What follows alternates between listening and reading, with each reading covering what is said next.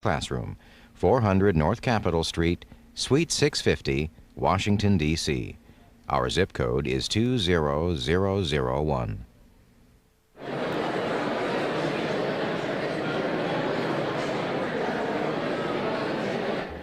Next, we take you to the campus of the American University here in Washington, D.C. for our coverage of an American forum titled JFK, Cinema as History. The forum was held Wednesday evening, and it featured a panel discussion of Oliver Stone's controversial film JFK and its depiction of events surrounding the 1963 assassination of President John F. Kennedy in Dallas, Texas. During the next couple of hours, you will meet a number of participants, including National Public Radio film critic Pat Dowell, 16-term Democratic Congressman Henry Gonzalez of Texas, and Colonel Fletcher Prouty, former Chief of Special Operations for the Joint Chiefs of Staff. Founded in 1986 by AU's School of Communication, the American Forum offers a platform on which some of the nation's most influential journalists, elected officials, and public policymakers debate the changing issues of the day. We now bring you our coverage of Wednesday night's event.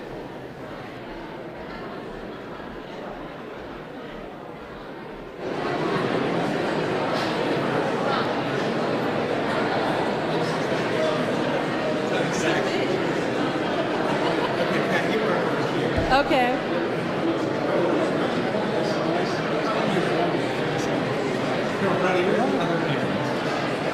Congressman Gonzalez right here. Steve on the other side of John, you were.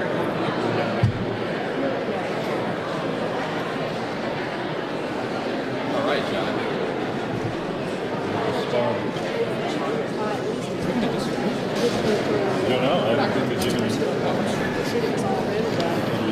You see these signs reminding everybody. Here's the microphone. You have to remember to speak into the microphone.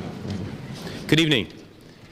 I'm Sanford Unger, Dean of the School of Communication here at American University, and I want to welcome this enthusiastic crowd to the first in our American Forum series for this semester. I appreciate that it's pretty crowded out there, and I just hope everybody can push together a little bit to accommodate. I'm sorry for the discomfort. We would have moved this program to the Bender Arena, but a basketball game had already been postponed and rescheduled for tonight, and so the Bender Arena was not available, and our options were therefore limited. I want to welcome those who are in the K Spiritual Life Center with us, and also those who will be seeing this program when it is broadcast on the Cable Satellite Public Affairs Network or listening to it on National Public Radio via the assistance of WAMU-FM, the American University Public Radio station. Our subject tonight is JFK, the movie, Cinema as History. We thank, as usual, the Xerox Foundation, the Washington Gas Light Company, Cable Holdings, and the Evelyn Y. Davis Foundation for their generous contributions that have made the forums possible. Our format is this. We're going to begin tonight by showing two brief clips from the film JFK, and then start our discussion among our panelists, and we will, as customary, leave time for approximately a half an hour of questions from the audience. I want to appeal now in advance to the members of this large audience that when it comes time for questions, if you'll come to the microphone in the center aisle, tell us who you are, and please try to give us a brief question so that there'll be plenty of time. We're not inviting speeches from the floor, so I'll appreciate it if people could try to respect that ground rule. After the program, there will be a reception in the University Lounge on the first floor of Mary Graydon Center down the quad, and if you follow the crowd, if you don't know how to get there, I'm sure you'll have an easy time. Let me introduce our panelists before we look at some film clips. Pat Dowell, on my left, is film critic for National Public Radio, WETA-FM, here, and various newspapers, and until recently, Washingtonian Magazine. She will explain that to us later. Her articles on film and her reporting on film has appeared in many publications, including the Washington Post, Baltimore Sun, and American Film, and she frequently lectures at local universities and has served as a judge at film festivals.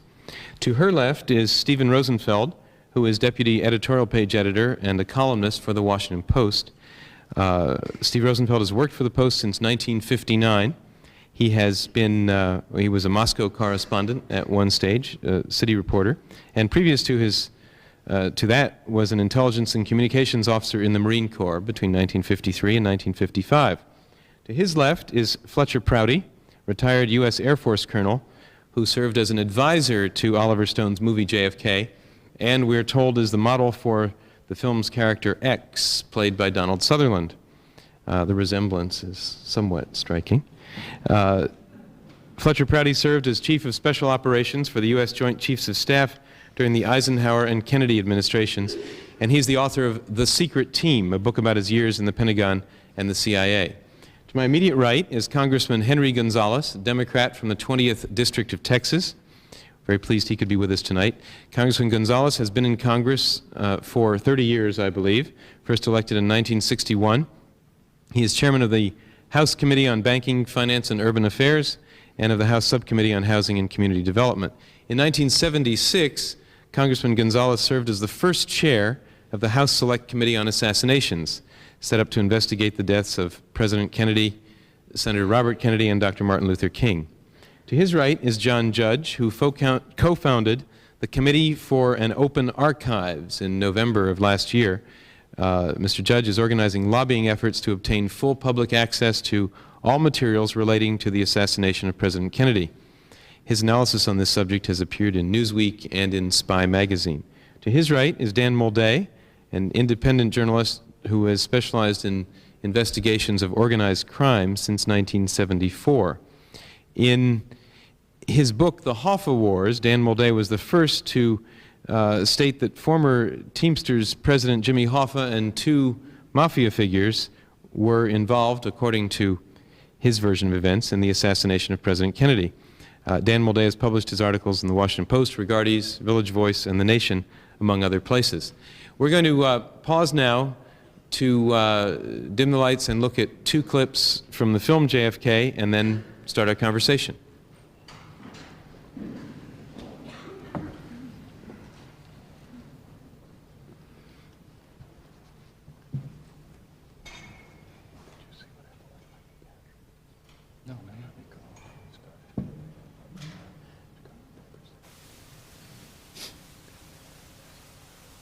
We should be investigating our mafia leads here in New Orleans. Now, I can buy that a hell of a lot easier than I can the government. Ruby is all mob, knows Oswald, sets him up. Hoffa, Trafficante, Marcellus, they hire some guns to do Kennedy. And the government doesn't want to open up a whole can of worms there because it used the mob to try to get to Castro. You know, Castro being assassinated by the mob by us, it sounds pretty wild to junk you citizens. So they close the book on JFK. Makes perfect sense to me. I don't doubt their involvement, Bill, but at a lower level. Oh, come on. Could the mob change the parade route, Bill? Or eliminate the protection for the president? Could the mob send Oswald to Russia and get him back? Could the mob get the FBI, the CIA, and the Dallas police to make a mess of the investigation? I mean, could the mob get the Warren Commission appointed to cover it up? Could the mob wreck the autopsy? I mean, could the mob influence the national media to go to sleep? And since when has the mob used anything but 38s for hits up close? Mob wouldn't have the guts or the power for something of this magnitude. Assassins need payrolls, schedules, times, orders. This was a military-style ambush from start to finish. This was a coup d'etat with Lyndon Johnson waiting in the wings.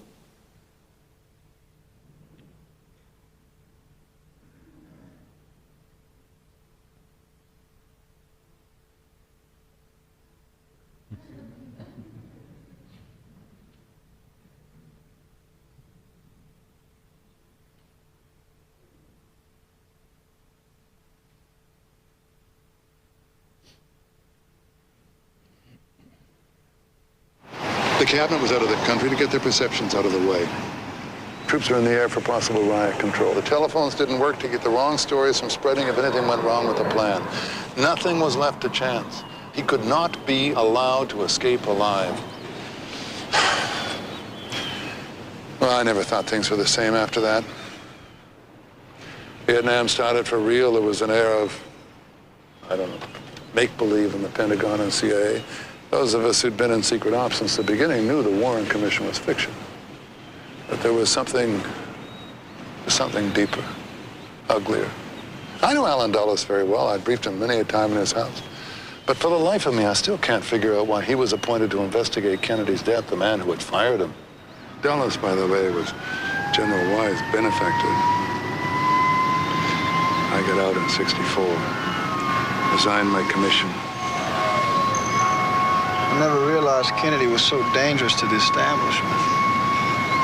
Is that why? Well, that's a real question, isn't it? Why? The how and the who is just scenery for the public. Oswald, Ruby, Cuba, the mafia. Keeps them guessing like some kind of parlor game, prevents them from asking the most important question, why? Why was Kennedy killed? Who benefited? Who has the power to cover it up? Who?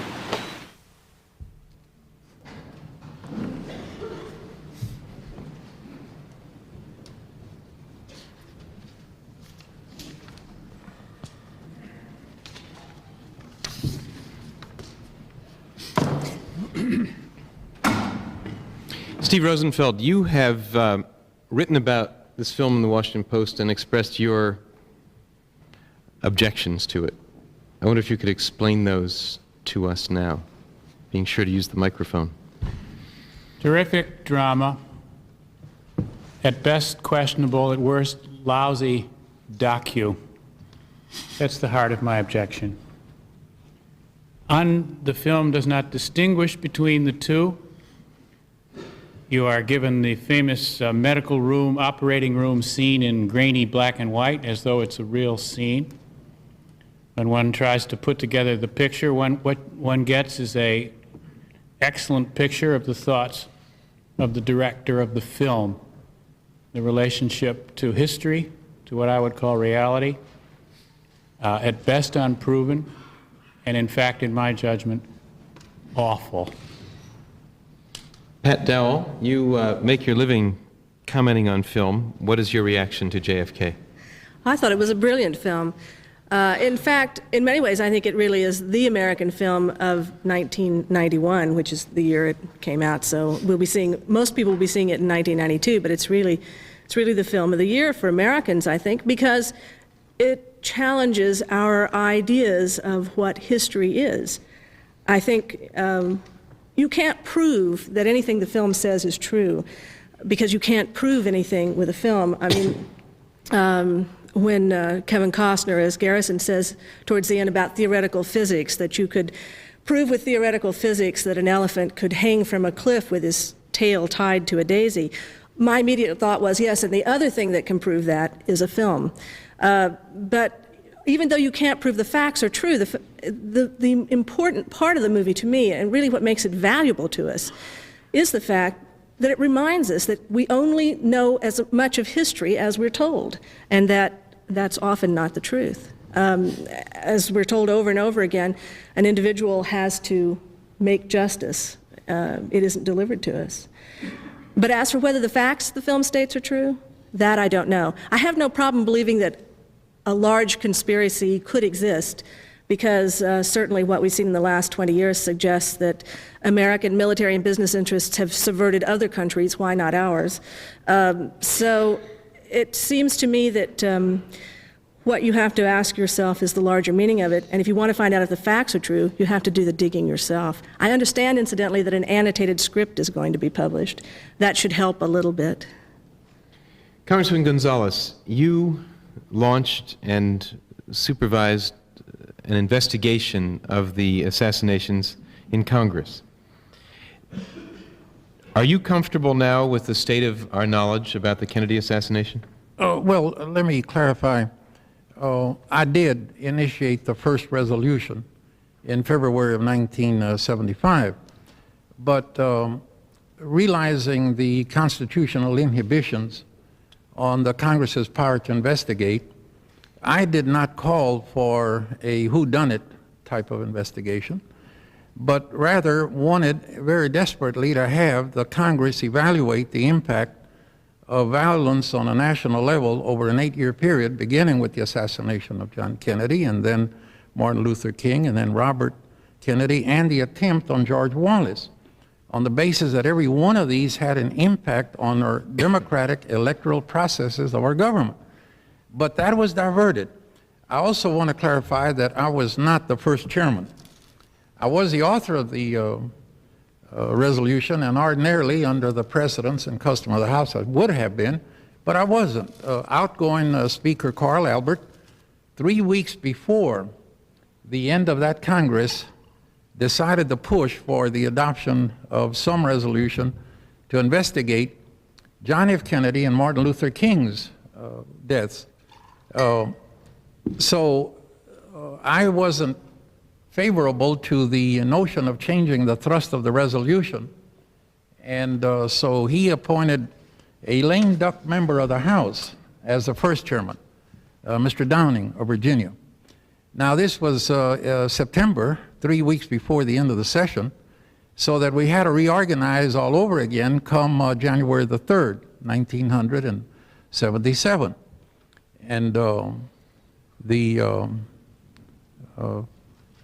trouble then started, and frustrated, I resigned when I was appointed chairman in January of '77 by Speaker Tip O'Neill, the new speaker.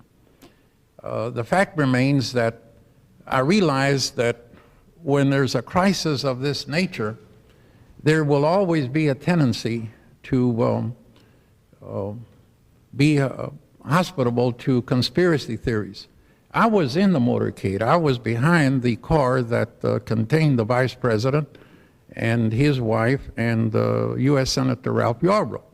I heard the shots because I had lowered the window on the left side where I was riding in the car and heard them quite distinctly.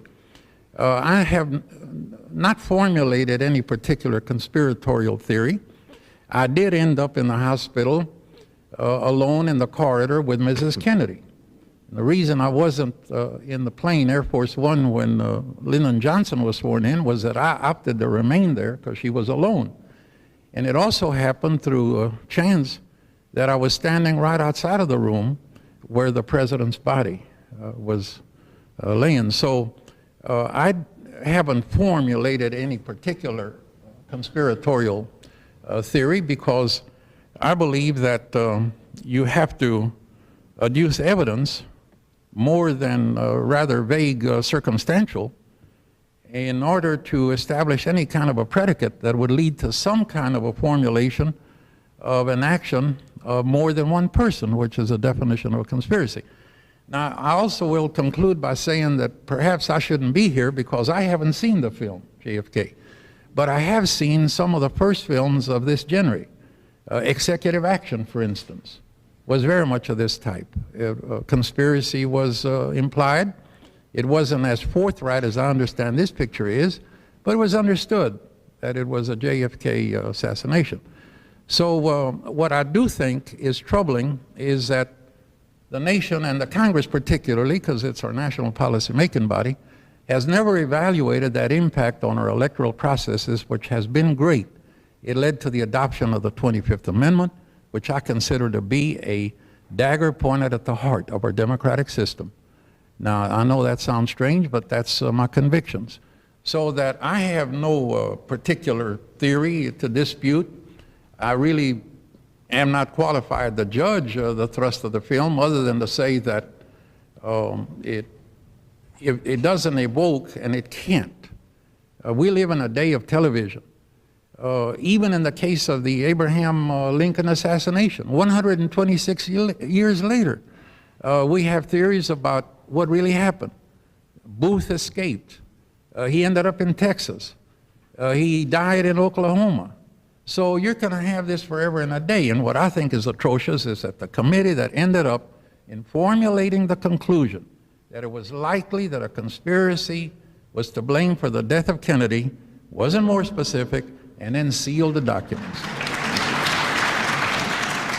Congressman, before we move on, I do want to ask you this. You were there at the assassination. I was. And are you not troubled by the fact that you still really are not satisfied that you know what happened that day and who was responsible? Well, I came up in a way that I became inured to random violence. I had been present when people had been shot just 3 yards, shot to death. I had faced a gun being placed in my midriff and the trigger pulled. President Kennedy did not understand that. If there was one, there were certainly 2 occasions in which I ventured forth to say that there was a terrible aura of hatred directed to him, particularly in my area. It's difficult to evoke now, after his death, where the image is that he was very popular and the quintessence of American youth. Yes, he was, with a big portion of the American population, but there was also a very, very strong environment of hatred, terrible hatred. I've never received the hate mail that I did the first year that I came to the Congress, which was 61, 62. And I couldn't convey that. Even within the Congress, in the House, some of the leaders spoke terribly about the president. The other little established fact is that on that day, November the 22nd, 63, not one appropriation bill had been approved for the first time in peacetime. That to me is something you can't evoke now. Also, today we take for granted the tremendous security we have. We're used now and inured to go in the airport, getting checked.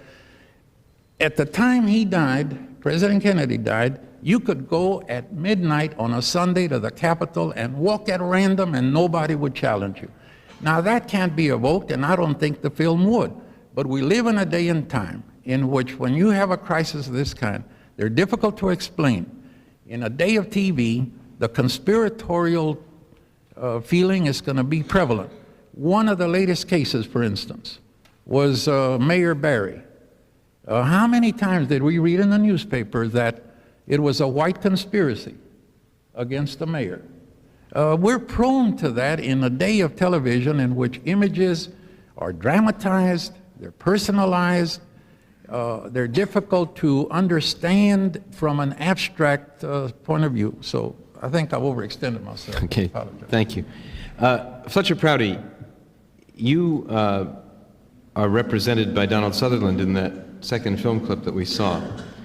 And I wonder if you can explain to us in real life what it is you believe that Donald Sutherland, in representing you, was saying at that point. I take it you do believe that there was a conspiracy to murder President Kennedy. You know, what has happened since we came out with this film is really unbelievable. I don't know what people look for when they think of the word conspiracy. It's just astounding. If you make a plan to do something, that's a normal human arrangement. But if you add evil to that plan, and there are others with you, that's a conspiracy. Now, you don't decide that in court. You didn't go out and find another murderer. You didn't go out and string up a whole bunch of things and question history all the way back to wherever you want to go. The conspiracy is laying right out in front of us, and don't we recognize it? I got off a plane coming up from the South Pole, and I was in Christchurch, New Zealand. And I heard the British radio come on and say, President Kennedy has been shot, dead, in Dallas. Just that way. I'll never forget the phrasing of it. I was with a congressman. We had all been down the pole. We went up the street, see what we could do to get some more news. And about 2 to 2.5 hours later, we found a man selling extras on the street. I bought the paper and I looked at it. At that time, I had been at Pentagon for 9 years working on special operations. That means clandestine operations, in the military and the agency working together. I was pretty familiar with this sort of thing. And on the front of that paper was a picture of the school book depository building where the alleged killer had been. And I looked at it, windows were open. You know, when we protect the president, we go there ahead of time. We make sure the building overhead windows have been closed by people that are trained to do that. Another thing, the thing said, 3 bursts of automatic weapons. Now, I don't know, Congressman, whether that's what you heard or not, but that's what the reporter said. That's not what the FBI said. The FBI said, bing, bing, bing, from that man on the 6th floor, and that's all there was to it. 3 bursts of automatic weapons by a reporter that was on the scene. What bothered me more, not then but later, was the bottom third of that paper was a whole story of Lee Harvey Oswald. Been to Russia with the Marines at Atsugi, and I read Atsugi. Atsugi was at Far East headquarters of CIA. I've been there many times. In fact, I was there before the surrender of Japan, a couple of days before, when we were getting prisoners of war out. It's an underground base. The only Marines we take to Atsugi in the military and CIA work, like on the U-2 and all that sort of thing, are the cream of the crop, or they don't get there. While Oswald was at Atsugi, we tried to help a rebellion against Sukarno in Indonesia. He was one of the men picked to go down to that Indonesian campaign. He was no dud. Don't let anybody kid you. So when I got home, I checked that biography of Oswald. Pretty interested by the time I got home. I got home 8 days later. And I found out that the police had not even charged Oswald with the crime by the time that story was in the New Zealand newspaper. Now, I understand how fast news can go in communication, but I mean, who put it all together? Where did they get the news of this random 24-year-old, even though he did have an unusual history? At least we hear that afterwards. Before that, it was a pretty exemplary history, to tell you the truth. I've been at Atsugi during the period when he was there. I never met him, but I know the quality of people we used there. Well, you add these things up. Failure to have the military unit there that provides protection for the president in any city where he goes. I've gone to Mexico City for that purpose. The failure of the Secret Service to be adequately stationed throughout the city. And this story, written before the police even knew who the killer was. Here, the writer of this story knew all about him before the police did. How many things do the autopsy reports are a mess? How many things do people need to wake up? That's what Oliver Stone's trying to do. He wants the American public to know that since 1963, we've been told a lie. Lyndon Johnson, before he died, said, and it's right over in your library, Atlantic Monthly, July 1973, I've always believed there was a conspiracy. Our ex-president, Lyndon Johnson, and he said Oswald did not do it by himself, and he said, we have been operating a murder incorporated. That INC on the end, incorporated, means a murder organization in perpetuity. Unfortunately, as an individual, I can report to you that during my work in the Pentagon, I have been required to work among that situation where people have been murdered by something that we maintain. In the 70s, Senator Church pulled that information out of the CIA bit by bit, even though there was perjury committed. Now, you've got to be serious about this movie. It's not a joke. People tell us we've got the history wrong, we've got all this other stuff wrong. I'd like to see anybody in this room or anywhere else lay the line of history down that came from that movie and tell me that it's wrong. It might be a change in how the film was presented. After all, it's a movie. I mean, what do we see in movies anyway? Well, I've spoken too long, but this is a serious film. It's not a joke.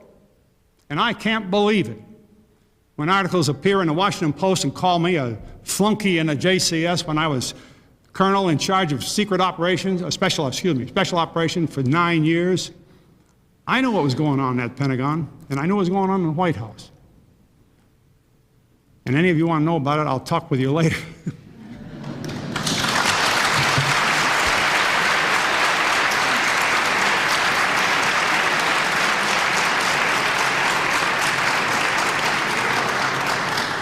Dan Moldea, in the first clip that we saw, one of the assistants to District Attorney Jim Garrison in New Orleans is advancing a different theory, that it was a mob killing of President Kennedy, and I take it this is a theory, perhaps not in the exact words of the film, but a theory to which you subscribe. Well, although I credit Oliver Stone with resurrecting the national debate on this issue, I am a little critical of him because he takes a premise and then he takes any shred of evidence, regardless of merit, regardless of sources, and then simply uses it in the movie in order to bulk up his his basic premise itself. Organized crime, any reasonable definition of organized crime is that it is conspiracy crime. It is enterprise crime. And in any probe of underworld activities, there are bottom-up investigations. Our investigations concentrate, in this particular case, on specific evidence, working from the bottom up. We are clearly aware of the CIA mafia plots to assassinate Fidel Castro. We are clearly aware, and the evidence is clear, that there are wiretaps where mafia guys were threatening to kill the President of the United States. We have interviews with Ed Parton, the key government witness against Jimmy Hoffa in his jury tampering trial in Chattanooga, that Jimmy Hoffa was planning to kill Bobby Kennedy in September of 1962. And that in that same month, we have interviews with Eddie Becker, who was talking to Carlos Marcello, who said, we are not going to kill Bobby Kennedy as Hoffa wants to do, we're going to kill the President of the United States. We have interviews with Jose Alaman, who was talking to Santos Trafficani in that same month of September of 1962, when Trafficani said that the President is going to be hit, and that Hoffa had made the contract on the President's life. We know that Lee Harvey Oswald was raised by a guy by the name of Charlie Dutz Maratz, who was running Carlos Marcello, the mafia boss of New Orleans, bookmaking operations. We know that David Ferry was a personal associate and aide to Carlos Marcello, who was in court with him at the moment of the President's assassination. We have Jack Ruby's telephone records, which show calls to and from Ruby from a variety of associates of Jimmy Hoffa, Carlos Marcello, and Santos Trafficani during the days and weeks prior to the murder. We know that Jim Garrison's probe was a deflection away from Marcello and the mob because of Garrison's own complicity with Marcello in New Orleans. We know that during the Bry Lab investigations, there are 3 sealed tapes, which the New York Times reported today, in which Carlos Marcello made veiled admissions that he was directly involved and responsible for the President's murder. Now, last week, we have Frank Regano, the attorney for both Jimmy Hoffa and Santos Trafficani, who has flat out said that it was Jimmy Hoffa, Santos Trafficani, and Carlos Marcello who arranged and executed the assassination of the President of the United States, and that he wishes to testify under oath before the appropriate congressional committee in order to get the truth out after all of these years. What we are suggesting is let's get Regano before a committee, let's get him deposed, let's get what his story is, and let the evidence go wherever it goes. Oliver Stone speaks in theories and premises. The people who are advocating that organized crime should be the principal target of this investigation are speaking from facts and specific, credible evidence. John Judge. You favor opening the archives. I wonder whether you have any preliminary hypotheses about what would be found there if the archives were opened. I think more important than what specifically remains in the archives, Norman Mailer compared it to a Mercedes-Benz that's been left, I think he set up in Harlem for 20 years in terms of what we might find. But we do have lists of what was put in, so we can at least compare them to what comes out. But I think what's more important is the principle that this is public information and it belongs to us, the people of the United States, and not to any secret government or intelligence network or any president or any Congress who are merely hired by us to do our bidding anyway. You know, Thomas Jefferson said that given a choice between a government with no newspaper and a newspaper with no government, he'd always choose the latter. Of course, he never had a chance to read the Washington Post or the New York Times, but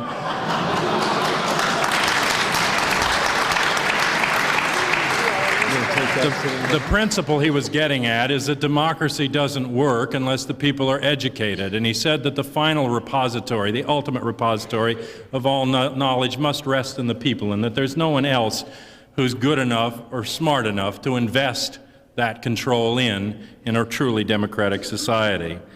And we call for a full opening of the files, not dribbled out through pre-censorship like Freedom of Information Act documents with pieces missing, not to selected historians or medical experts, not to a special prosecutor or yet another congressional investigation, but to the people themselves. And much of this that we know about the Kennedy case and the evidence of conspiracy comes from the hard work of independent individual investigators whose names are not mentioned in large part in the film.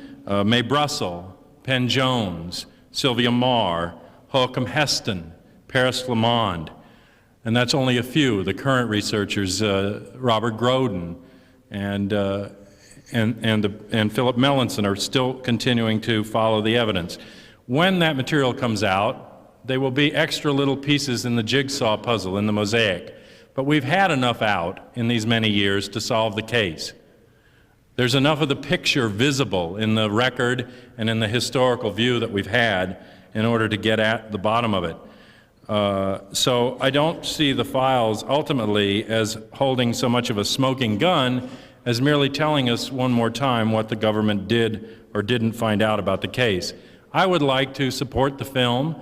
I think that outside of the films done by Civil War buffs who try to get every uniform and every rifle right, that Oliver Stone has done the most historically accurate work on the Kennedy assassination to date. The reason it struck a nerve is that this is the hidden secret in the American psyche since that day, November 22nd, 63. The American public has known, and in fact I would contend has been told over and over, that there was a conspiracy to kill the President of the United States, that the people who did it got away with it, and that we can't touch them. And I think that that's in large part why so few people vote nowadays. But Stone has gone into that darkness and shone a light and looked at things. And I think the conclusion of his film is right. I think from my own work, I read the 26 volumes of the Warren Commission. You know, Alan Dulles, when he was asked about releasing the evidence by Hale Boggs, said, go ahead and print it, nobody will read it anyway. And unfortunately, especially now in a post-literate generation, Stone's film is about the only thing that will reach youth. There are a few of us who read still, but as you well know, the FBI is trying to get our name from the library.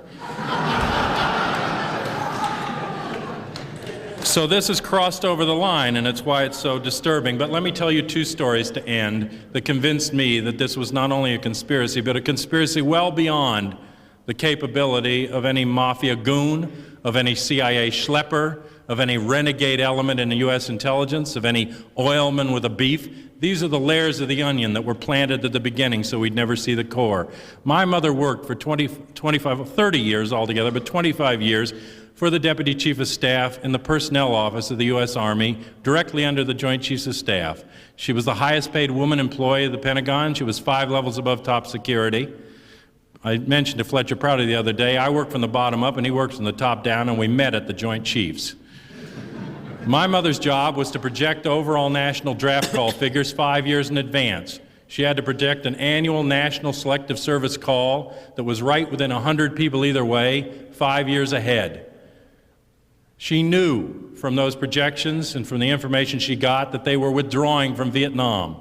And if you want to get hold of the papers that prove Prouty's point, I just got this today at the Government Printing Office, Foreign Relations of the United States, 61 to 63. The State Department papers are released in Volume 4 of the Vietnam series. This is August to December 1963, and the security memoranda are in there to talk about Kennedy's plan. It's been backed up by Arthur Schlesinger, and more recently, yesterday I believe, or the day before in the New York Times, by Roger Hilsman. He was pulling out. My mother knew that because she had to project those kind of figures.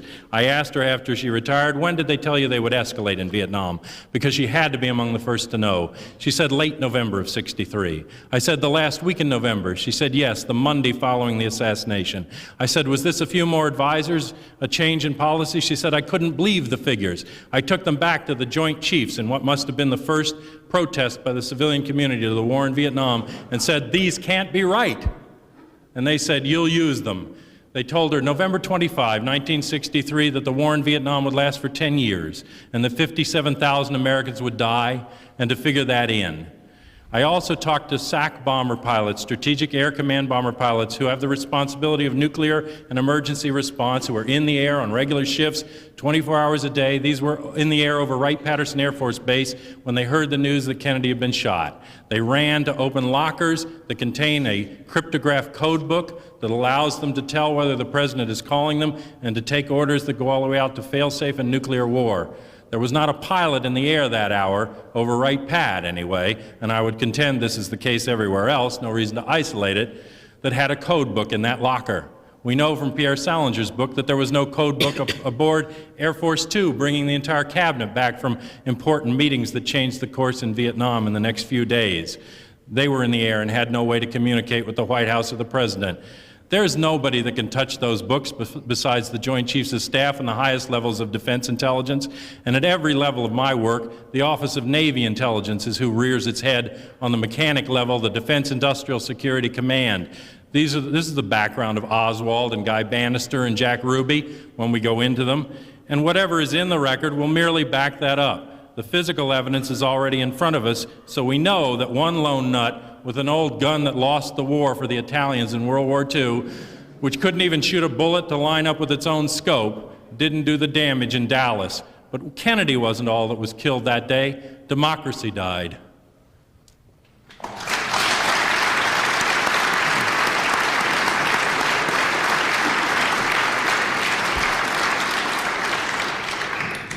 I want to come back around to something that you said, Pat, and I want to give Steve Rosenfeld a chance to respond to some of these points. But you said that you're not sure it matters how accurate the film is, how accurate the history is. And other people are saying the history is exactly accurate. What I'm wondering is whether, have we really reached a point where the history we can all have some confidence in, is going to be determined, our most believable version of history will be determined at the box office, or by people, voting with their feet about which theory they believe. Well, with all due respect to the panelists, who all have marshaled an enormous number of facts, the fact is that you listening out there, and I myself, because I'm not a conspiracy buff and I haven't perused all the literature, you can't tell from listening to any of us what the facts of the case are. Just as you can't tell from seeing Oliver Stone's movie. I mean, we can say whatever we want, but you don't know that it's so just because we say it. You have to go out and find it out to find out whether it's true. I think the film has pushed a button because it really goes to something deeper than simply a 28 or 29-year-old murder. I think people do want to know who killed Kennedy and why, but I think that the reason that that is such a burning issue is to some extent what John Judge said, that in fact, I don't think it's so much that democracy died that day, because I'm not so sure democracy was hale and hearty before that day, but I think America has begun to catch on to what happens in its government. And the last 20 years we've been catching on more and more, and people are sick at heart about it. The film speaks to that, and what the film does, well, it's a little like something that Kevin Costner says at one point in the movie. He's reading the books, Garrison is, when he's first getting interested in the case, and he's saying, it's all here, but it's all broken up into all these little pieces, and you can't tell what's going on. And what the film does, it brings all those pieces into one place and shows you that they are indeed fragments of a whole lot of different realities. That's why you have all those different kinds of film stock, you use all those different frame sizes. I mean, he really is presenting you with this huge banquet of evidence that he thinks all stacks up a certain way, but he leaves you enough room to agree or disagree. I, for instance, have trouble believing that Kennedy was as dangerous to the establishment. That's what we saw in the clip. Was Kennedy? I didn't know Kennedy was that dangerous to the establishment, Garrison says, or Stone in this case, because that's who the conversation was with, really. And my thinking is, well, yeah, I thought Kennedy was the establishment. And so, I think what's going on here is people are grappling with something else that the film crystallizes for us rather than just the case of this 28-year-old murder. And it really goes to the press and the policymakers, and that's why they've ganged up on the film. And I can give you a personal example of this. I have been the Washingtonian's film critic, the Washingtonian magazine here in Washington, for 10 years. But last Friday I resigned because the editor of that magazine, Jack Limpert, spiked my 100-word review. I write thumbnail reviews for the Washingtonian. He spiked my review of JFK, which in magazine parlance means that he cut it from the February column that it was going into, that I write. And we had an exchange of letters about it, and I told him I couldn't continue. And he told me that the reason he cut it was because it seemed to him that Stone's film went to the heart of what kind of city this is. In other words, in other words, there are a lot of people, and most of them have access to print and to broadcasting channels, who believe that this is really an insult to the people that they report on and consort with most of the time. In other words, to the policy makers, rather than those. They believe the film is an insult. I think so. I think that explains a lot of the really vehement reaction to it. You know, yours was actually fairly mild, I thought, in your column. You were pretty fair. I mean, you didn't foam at the mouth, it seemed to me. And I've seen some articles where people foamed at the mouth. Actually, your paper has run some where people foamed at the mouth about it. And it seems to me that that's what's going on here with the press attacking the film, and that in fact, and it's mostly the editorial press, the op-ed press, because critics have either loved it or hated it, but most of them have loved it, actually. The Post's critics raved about it. Time and Newsweek critics raved about it, even though the Newsweeklies managed to get onto their cover taglines. They managed to print titles across their cover that suggested that the movie was a distortion, pardon me, a distortion of history, even though their critics said they thought it was a really quite a brilliant movie. I guess those become two separate questions. Whether it's a brilliant movie and whether it's good history. Well, yes and no. I think they're related. I don't think they're entirely unrelated Excuse questions. me, Sandy. Can we interact among the panel? Absolutely, yeah, sure. By all means. But I was coming to Steve Rosenfeld, but go ahead, Dan. Well, I just simply want to say, when you buy a book, you know whether it's fiction or nonfiction. When you go to see a movie, you just don't know. And Stone labels this movie as being dependent on two books, Garrison's and another fellow, what's his name, Mars? And he attempts to portray it as nonfiction, and this is, excuse me, this is an interpretation. He portrays this as being an interpretation of a true story, but he's sort of blurred the distinction. And I also think that that's one reason why Stone's getting a lot of grief right now, but he's also getting a lot of grief because he has used Jim Garrison as his motif for this movie himself. Once again, Jim Garrison, the evidence is clear, was in the pocket of the New Orleans crime syndicate. That is never portrayed in the film itself. The one thing that Lee Harvey Oswald, Jack Ruby, David Ferry, and Jim Garrison had in common was their connection to the Marcello crime organization. Once again, Marcello's investigation, and it's been repeatedly proven, was a deflection away from the investigation of the mafia, where the most credible evidence currently exists. That's the reason why Oliver Stone is taking as much grief as he's taken, because the movie simply lacks integrity. Steve Rosenfeld, you've been credited for not foaming at the mouth. What is your feeling about? There is a sense that somehow the establishment, the media establishment, or some figures in it are ganging up on this movie, and this is what Pat Dowell is saying too. Now, but I don't think it's a conspiracy. Now Dan Moldea says it's because it's for other reasons, but how do you feel about that? Journalists have only one basis on which they can approach the public, and that is that what they're saying is as close to the facts as they can manage. Doesn't mean they get all the facts or all the facts right every day, but certainly the pursuit of fact is the only reason for being a journalist. Along comes a movie producer who, as Pat Dowell says, gives us what she calls fragments of realities and a banquet of evidence. And yet, the film is a farrago, if I may use such a word, of truths and untruths, of the products of some realistic documentation and the products of a fevered imagination. When I realized I was going to have the privilege of hearing Colonel Prouty tonight, I said, aha, this will be my chance to see what really was going on in Oliver Stone's mind as he made this film, because surely Colonel Prouty, being familiar with the material, would have another view of it, because I couldn't understand how anyone in the film, Donald Sutherland, who was spinning together this mad web of circumstance, I didn't think that it had any coherence at all. Dramatic coherence, perhaps, but factual coherence, no. Instead, I'm disappointed, Colonel, if I may say so. You arrive at the town in New Zealand and see a newspaper article and you say, huh, that's got a lot of detail in it. And you give us some other extremely interesting factoids, little small facts unrelated to big, large facts about your passage through New Zealand and your passage through the events leading up to this story.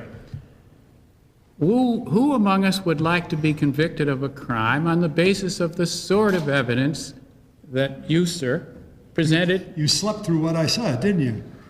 I said a lot more than that, didn't I?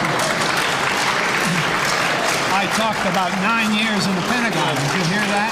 Did you hear anything about the 9 years in the Pentagon? Any at all? I was 1 day in New Zealand. Speak into the machine, please. Were you listening? Colonel, you'll have to speak in the microphone or it's wasted. Okay, well, I'll speak in the microphone, but he slept through when I was talking about my 9 years in the Pentagon, but he didn't sleep through that 1 or 2 days in New Zealand. Now, come on, wake up. That's the trouble with your paper.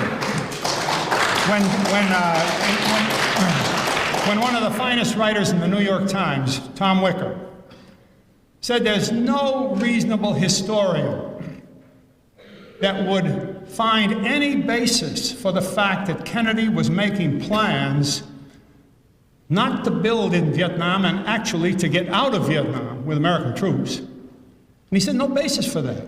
That book that John just held up contains more than 50 meetings that my own boss went to, General Krulak and the JCS, with Kennedy, Maxwell Taylor, Rusk, and McNamara, building those plans from August of '63 until he was killed, well, until October when the National Security Act Memorandum number 263 was written.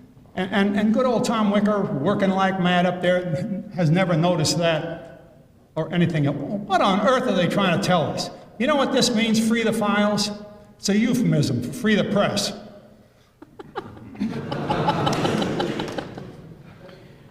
Congressman Gonzalez, how do you think this is going to evolve as an understanding of history? Will we arrive in any reasonable period of time at what we might regard as the truth about the assassination? Well, as I said earlier, when these events occur, it's very difficult for the mind to accept what seems to be unexplainable and unacceptable. So we will have in this day and time, given our television age, more conspiracy settings than perhaps before. Nevertheless, your question, I think, is very pertinent, and I think that one shouldn't be angry at the fact that the movie was manufactured, that Stone has again pricked the conscience, the dormant conscience, as Mr. Judge said, the psyche, because it is something that has troubled the American conscience consistently. Look, this is 30 years later. The young students here today weren't even living at the time of President Kennedy's death, yet they have continued a strong and enduring interest in ascertaining an answer to some of the questions that have naturally arisen because the circumstances surrounding that assassination are bound to give rise to questions. The fact that there's very little understanding about the limitations in our branch of the government with respect to direct investigations as to who done it also complicates the problem, because the executive branch did appoint a commission known as a Warren Commission. The thing there was that you cannot recall the pressure under which that commission was acting. They were under the gun to issue a report before the year was up, and they did. The one good thing of the Warren Commission, like the good thing that comes out of these movies, is that it presents, it acted like a vacuum cleaner, and it amassed 26 volumes of documented evidence. For instance, there's nothing in the proceedings of the commission that indicate they evaluated the full role of Ruby. Yet in the documentation, you'll find a lot of documentation showing Ruby's background as a professional hitman in Chicago. That all has implications. But what I'm saying is that the impact on our electoral and democratic processes has been great and detrimental. And there, I think the Congress fell down on its job because of its aborted attempt to do the extra constitutional thing that it has no power to do, and that is to act as if it were an executive branch investigating committee, as if it was a special CIA or FBI, which it can't be, and it won't ever be. But I do think that the movie, if anything, and as I said before, I qualify my opinion because I haven't seen it, but I think that it does serve a purpose in reminding us that there is a continuing responsibility to understand that period of violence.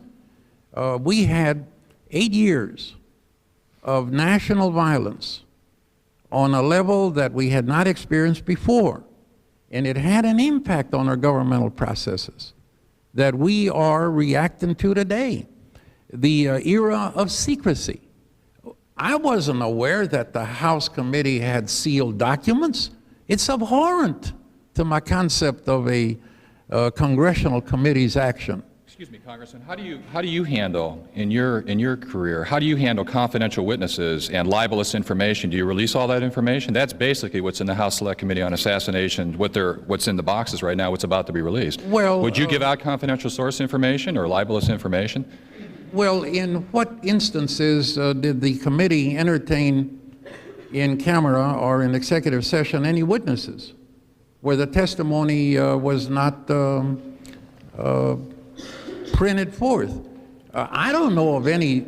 I've been in political elective office for 38 years, 7 months, and I'll tell you the truth, I haven't seen one instance yet in which secrecy was ever justified, where what we were told in executive session, the banking committee, 6, 7 years ago, the regulators saying, oh, well, we can't tell you the true state of some 300 institutions because it's very delicate.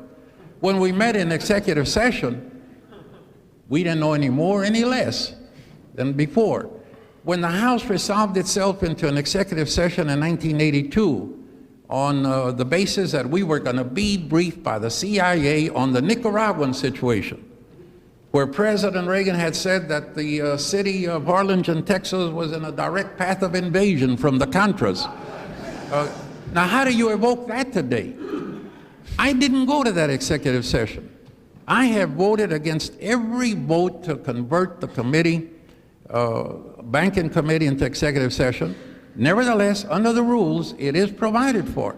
Now, you ask a question that would be more pertinent to the Armed Services Committee, where you might have sensitive national defense information. That's understandable. But in a case like this, I don't know what witness is going to be damaged by unfounded rumors. And who's going to be the judge? A handful in the Congress to say, well, this is the information we think is too dangerous to put out, so we'll seal it. Or the people, or those that are charged or have assumed the responsibility of following through on evaluating the workings of that committee. We have had for ages in the history of the House and the Senate tension between the executive branch and the Congress about the providing of information and document from the president or the executive branch. And the president exercised an executive privilege. Now here we are doing the same thing in this case. I think that's abhorrent.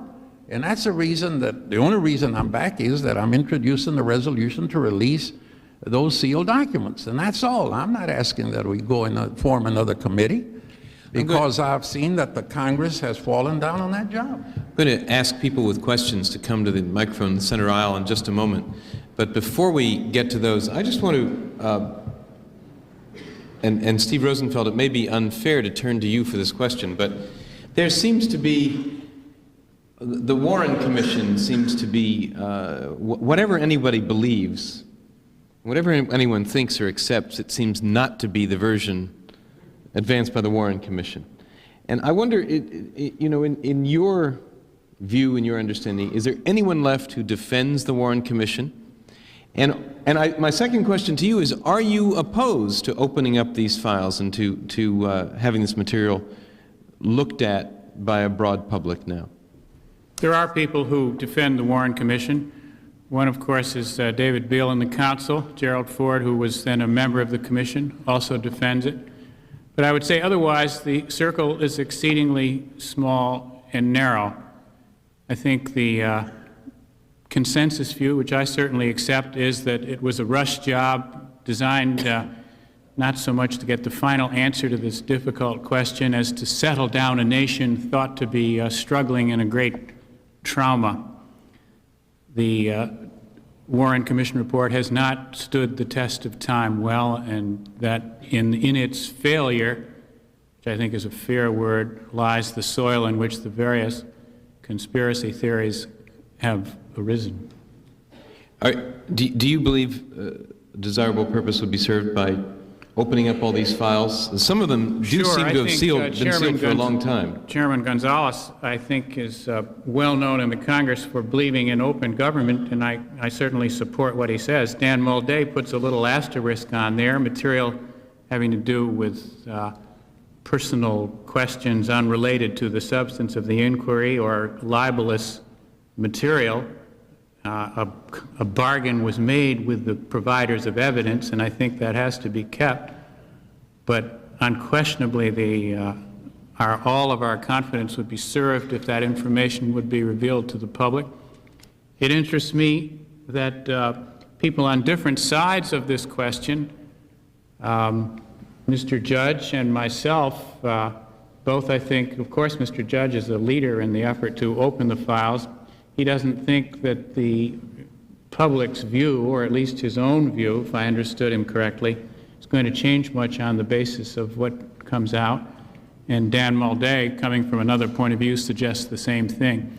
So I think that the release of the information is necessary, but whether it's going to resolve the type of argument we continue to have over the question, I'm not at all sure. Excuse me, may I say something? Go ahead, Dan. I think one of the reasons why the Warren Commission, the documents, we don't hold a great deal of hope for that is because the FBI was the lead investigative agency in the Warren Commission investigation. J. Edgar Hoover had basically denied the fact that organized crime had existed for years. To all intents and purposes, he didn't have the bureaucracy in place within the Bureau to handle organized crime investigations. And secondly, Allen Dulles, who was the creator of the CIA mafia plots to assassinate Fidel Castro, never brought these plots up before the commission itself. It's difficult for me to believe that had the CIA mafia plots to assassinate Fidel Castro been brought up before the Warren Commission, that would not have created a whole new avenue of investigation for the commission itself. Dan, in a sense, the theory that you support, that you believe in, is dealt a setback by this film. Certainly there appear to be, this is not by any means a random sample of people who've turned out tonight for this forum, but this film seems to have evoked a very positive response from a lot of people, and particularly young people. How do you go about challenging its view with your view? With the evidence. As I stated earlier in the program, the evidence is clear about this. I don't preclude other people being involved in this thing, but right now we have adequate evidence, enough, I believe, to haul into court. I think that the situation is one in which we have to evaluate the evidence. We have a witness who has now confessed to being a principal in all of this. He is willing to testify under oath before Congress. I think that all of us should support his right to testify before Congress and then follow the evidence wherever it goes. If it goes into Mr. Prouty's Vietnam scenario, fine. If it goes into John Judge and all of the things he believes, fine. I just think that the investigation has to start someplace. Those of us who've investigated organized crime's involvement in all of this have put together a roadmap for this, and I think it's simply a matter of following this credible evidence that has already been established. And who should do it? I think Pat Dell might say, if you want to get the theory well accepted, well, that's the thing that's really troubling right now. We have Frank Regano, who said he's willing to testify and willing to make a statement. The Justice Department has not grabbed him yet. Had I been the director of the FBI, I would be down there sealing him up. No congressional committee has grabbed him yet to get his deposition, so we've been trying to negotiate with the Permanent Subcommittee on Investigations of the United States Senate to at least take his deposition in executive session before he gets clipped, which I think is a real danger. Remember Johnny Roselli, remember Sam Giancana. Before they had a chance to tell their story about this matter, they were whacked out in very horrible ways. And I don't want to see this happening to Frank Regano. I was talking to Frank today, and Frank is terrified right now because nobody is coming to him to take his deposition. Chances are, well, Go ahead. I was going to say, chances are, if you get the Congress involved, you will have a movie about it. We've had several movies from Congress this year and last year, and look what happens when we do, because you can see the facts presented in a sort of a way in a congressional hearing, and what happens is that people have entirely different opinions then about what they've seen and what those facts constitute and who those people were that they saw on television. Spilling their guts, if you will. And it seems to me that you still come back to the problem that you open the files, you write a book, somebody else writes a book. It's still a question, really, of someone's interpretation. Well, it'd probably be Oliver Stone, don't you think? If this film actually does well, there could be a sequel, right? If they open the files. RFK. Yes, that's right, RFK, and then MLK. Oliver Stone would do with that case. Dr. Unger, I'm sorry. There's an important point. Congressman Gonzalez and then John Judge. Well, there's an important point here on this question of who's going to investigate. The committee, in its final report, came to the conclusion that it was most probable that there was a conspiracy involved in the death of President Kennedy. Then it said, we recommend that this matter be investigated by the FBI and the Justice Department. Now, the committee never followed through, and as far as I know, the FBI never acted on the recommendation of the committee. So, it's very interesting to note that even though the Warren Commission, yes, did divert personnel from the FBI and CIA to work in its fact-gathering efforts, that here is a committee saying, well, we have reason to believe this was a conspiracy, but we don't know exactly how, but we now recommend, as one of our fundamental recommendations, that the Justice Department and the FBI pick up on this and follow through on an adequate and exhaustive investigation.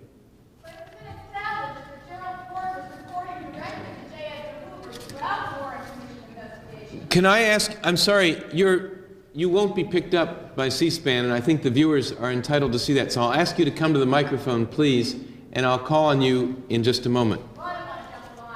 Well, I'm sorry, I'm not going to permit people to shout from the audience because it's not going to get us anywhere. So if you want to shout, go outside. If you want to communicate, come to the microphone. The point she was making was... I didn't hear the last remark. Anyway. The point she was making was that it came public that Gerald Ford was reporting directly to the FBI and J. Edgar Hoover about the internal workings of the committee, and Hoover had reason to concern himself.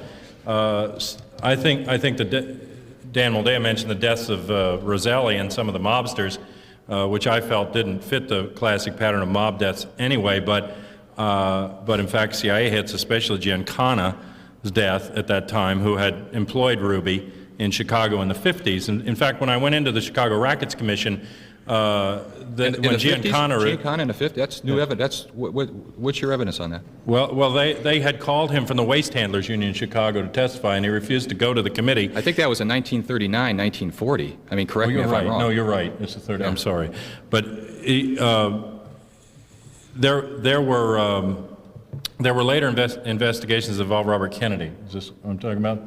And in these racket investigations, and they attempted to call Giancana, and he refused and was taken in, actually into custody for refusing. And then they attempted to take his second in command, Jacob Rubenstein, in Chicago, And I found a letter in the records from the White House from Richard Nixon saying, don't subpoena this individual. And there was evidence that Ruby himself had, in that earlier period, worked with the FBI.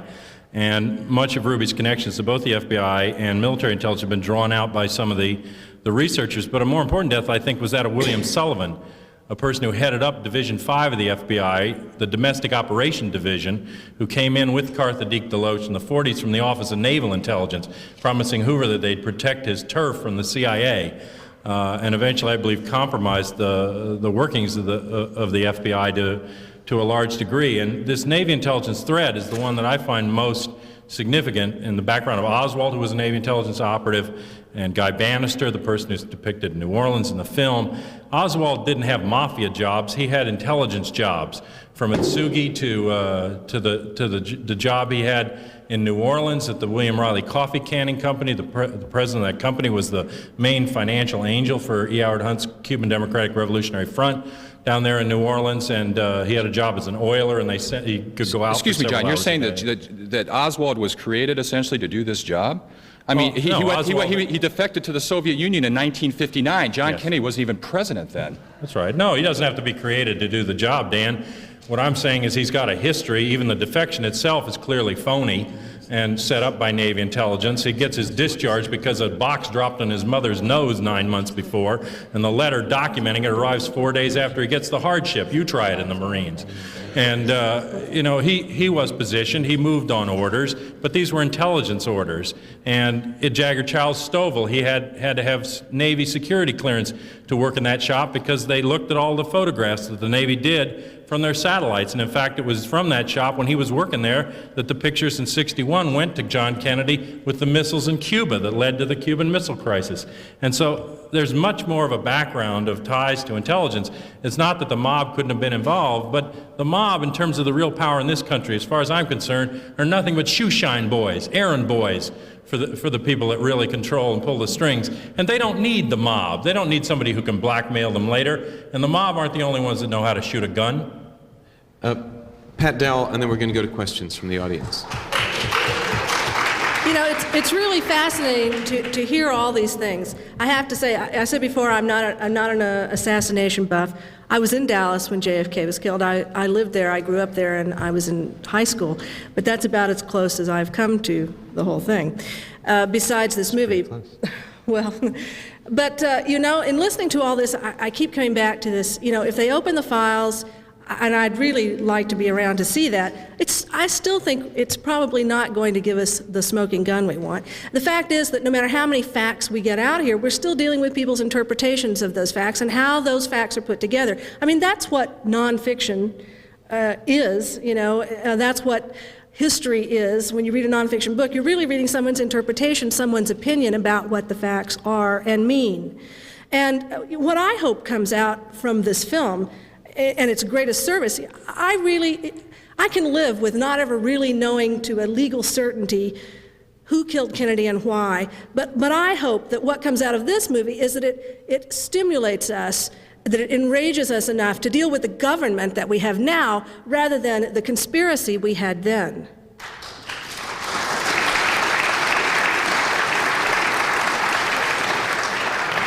On that note, if there are questions, will you come to the microphone and tell us who you are? Good evening. Good evening. My name is Jeff Ballou. I'm a graduate student in journalism and public affairs here at the American University. I'd like to ask any of the panelists a fundamental question that Pat Dowell had alluded to, and that is, supposing the files were open, supposing all the evidence Colonel Prouty presented, Mr. Moldea presented, everybody presented was out for consumption. This raises the question of what is history, what is fact, what would it do to our national fiber, and how would we act on it? And would we be able to believe anything anymore, not just about government, but about each other? Or even what Hollywood has to say, right? You know, that's what I want to throw out to anybody. And that shakes at a fundamental thing of what do we stand on, if anything. Thank you, Jeff. Well, I do think that's what makes the movie so convulsive. for us is that it suggests that, no, we can't believe anything, and that's a very uncertain, obviously, place to be.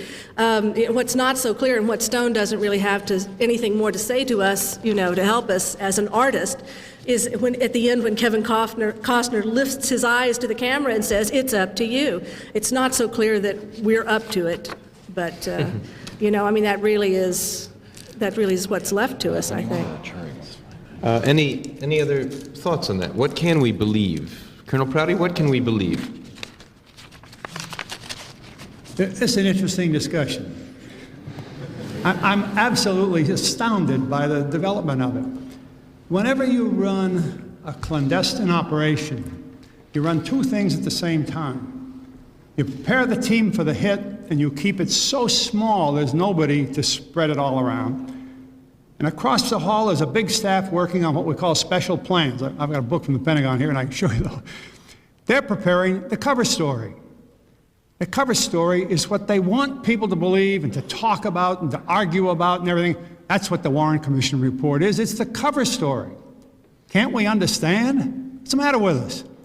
If somebody took money out of our bank account, we'd figure it out quicker than this, And this is regular. When I came into the Pentagon in 1955 and we started this work, across the hall from me, I was special operations, clandestine operations, was a cover story office. When I went down to the Joint Chiefs of Staff to set up the same machinery for all services in the military, what was the office across from me? Special plans, setting up cover story. When 2 or 3 mechanics, hitmen from Murder Incorporated, killed Kennedy in Dallas, the rest of the whole story is a cover story. You ever hear of the Mongoose program? It costs $50 million a year to set it up and provide these kind of people. Now, the camp for these people is not in the United States. We wouldn't do that. There was a major general working with me in the Defense Department. He came back one day from the White House. He said, "Prouty, go get me my retirement papers right now." I said, "What's the matter?" He said, "Those bastards in the White House are going to kill that man." He said, "He's one of the finest anti-communist leaders we've been working with. They're going to kill him." And they did. The next day, they assassinated the leader of a country. These things happen. Don't we know what's going on? Well, I think people do recognize that the Warren Commission is a cover story. Our problem now is that everything is a cover story. Who elected Ronald Reagan? How did George Bush get to be president? How did the hostages get free? How did Iran? How do our allies shift from day to day depending on who we're running guns to? Everything's a cover story on the nightly news now. Well, that gives you Where something did to my talk bank go? What SNL failed? Why can't I buy a decent airline ticket? Everything's a cover story now. That's our problem. Excuse me. Excuse me, could I address the cover story issue? I want to ask you. Go ahead, Dan. Mr. Prouty, I'm just out of wild curiosity. You're talking about the cover story. In 1979, the House Select Committee on Assassinations said that there was a probable conspiracy in the John Kennedy murder and that it was probably arranged by organized crime. Are you saying that Louis Stokes and Robert Blakey, the chief counsel of the committee, were putting together a cover story for the American public? Read it. You believe all of it? You're saying these men of impeccable credentials and reputation have put out nothing more than a cover story to the American public? The hardest work is to prepare the cover story. And look how good it is. It was published in 26 volumes, the Warren Commission now, 26 volumes. In 1964, it became public. And those 26 volumes have been living up to today. We still have to argue whether it's true or not. And it is being perfected from day to day because it keeps up with what's happening. There's a power keeping it So now going. Louis Stokes and Robert Blakey and the members of the committee are now part of your conspiracy then? Is that basically what you're saying? That they are now a part of this cover story? Well, because that'll tell, if you answer that yes, that's going to tell me a lot about everything else you've been saying about this. For instance, how did it happen that the first writers to find fault with Oliver Stone's film, before he had put it in the theater, before he had finished the script, they worked on the first copy of the script before they even waited for the 7th copy of the script. How did it happen that the people that wrote that generally write what they call a national security column or something like that? And all of a sudden they became movie critics before the movie was even in a theater. Are we kidding ourselves? How many times do we have to say that? George Lardner, that I used to work with when I was in the Pentagon, is writing about this film, what was it, 2 months, 3 months before it came out? A pack of lies is what he wrote. Now, George Lardner's not dumb. Where does the power come from that requires a man like that with a great record to do something like that? So you're saying George Lardner's part of the cover-up, Where does too? the power come from to make a man? Where does the power come from to make a man like Earl Warren, a Chief Justice of the United States, sign his name to the Warren Commission report? Colonel Prouty,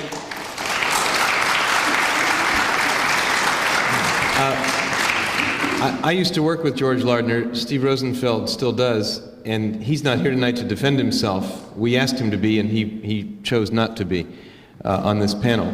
But I don't know that we want to accept as fact that George Lardner has written a pack of lies about this film. His article, not George. I've known George for years. He called me before I write the story, and he wanted to know if I had any information on NSAM 263 because he heard it was going to be in the movie, and he wanted to know about it.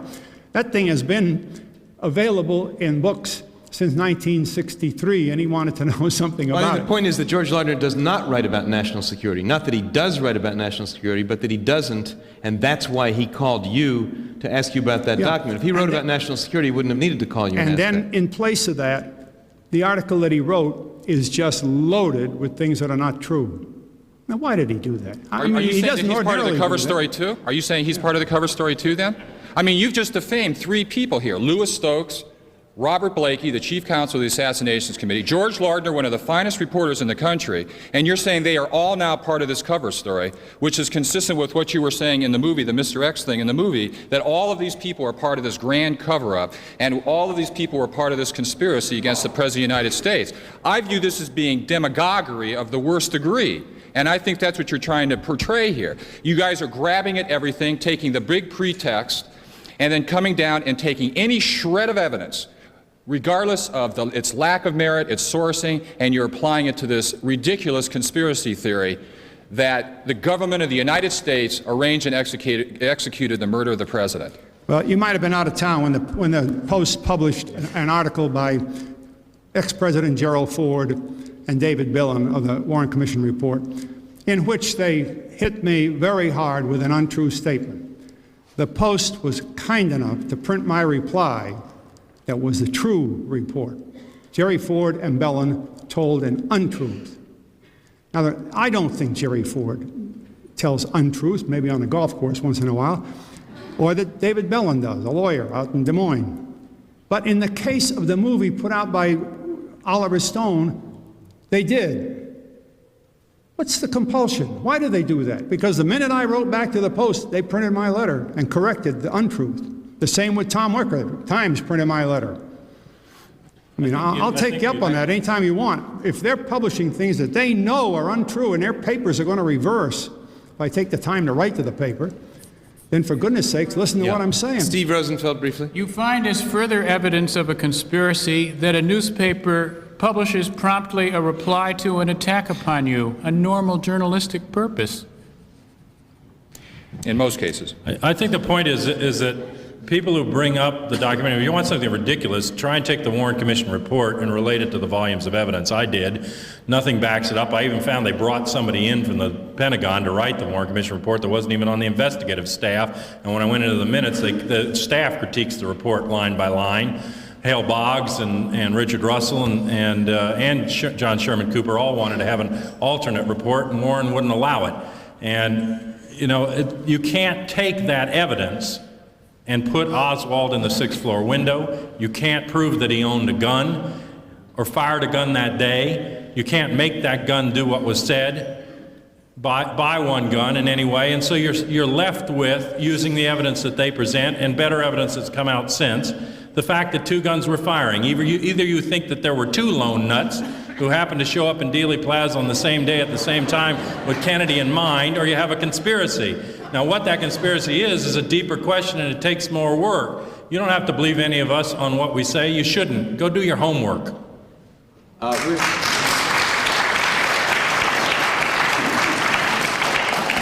We're going to have a time problem pretty soon. I'd like to get to some of the questions of people who've been on their feet, ask you to ask brief questions, and I'll try to produce brief answers. This is a question that has been alluded to by... Closer to the microphone, please. This is a question that's been alluded to by several of the panelists, but I think if Mr. Rosenfeld could address it. I'd like to know why the press as a whole has not been as tenacious in following this Kennedy assassination story as they have been in other stories, and why they're still afraid to print, for example, Mark Lane's books and articles. Okay, I'm sorry, you didn't identify yourself, and that's one of our ground rules. Can you tell us? Okay, my name is Elise, and I am a graduate student here. Okay. Fair criticism of the press for not dogging this story over the years. Some writers have, book writers. Dan Moldea is certainly one of them. Perhaps others whom we could name. The movie, it is a reproach to the press that it took a movie to blast us all into action again on this. I suppose we didn't do as well as we should, and we ought to be more attentive. I hope, in fact, I'm confident that you will find no conspiracy in this and just routine laggardness. Another part of the question is why Mark Lane's writings are not given more attention. Gee, I thought he was a pretty important figure in the discussion. I'm not a great expert. Others can advise. We all know his name, don't we? His views are a familiar part of the discussion. Thank you. Next question. Hi, my name is Pamela Dieters, and I'm a voter, and I am very nervous. I am extremely nervous up here, but I think this is important. What I want to know is, I listened to the Diane Rehm show, and I heard John Judge and Fletcher Prouty on there, and you were talking about a high cabal. What are we talking about here? I want some information. I want to know some specifics. Couldn't hear. I think, let me repeat the question because some people couldn't hear it. The question said that she heard the two of you, Colonel Prouty and Mr. Judge, on a radio program here in Washington, and that you were talking about, I think she used the term high cabal, and she would like you to define this more specifically, and I would add briefly. Well, one way to try to do that, if it isn't already known, I was at the Cairo conference in 1943 where Churchill, Roosevelt, and Chiang Kai-shek met. I was at the Tehran conference a few days after that where Churchill, Roosevelt, and Stalin met.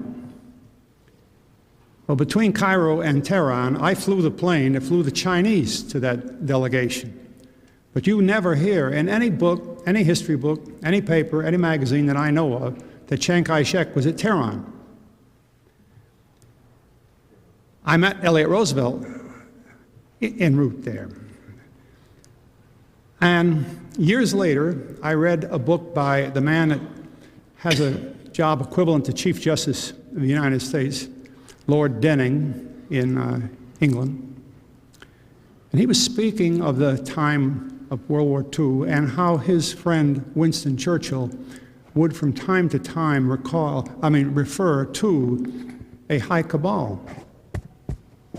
And Denning's view was, my God, in the middle of World War II, in his position, if there's a cabal higher than Churchill and Roosevelt, Stalin and Chiang Kai-shek, it's a high cabal. But now, if you hear Churchill saying that, I think you begin to see what the whole story is. I noted among the Chinese that I flew to Tehran were people who were working for TV Sung, a Chinaman, the wealthiest man in the world at the time. And his wife was married to Chiang Kai-shek. And his wife went to the conference. She hadn't elected or head of state or anything like that. Averell Harriman was in Moscow. And we all heard what Averell Harriman had to say about World War II and also about the Vietnam War. There's a high cabal, and we've got to learn it and understand it.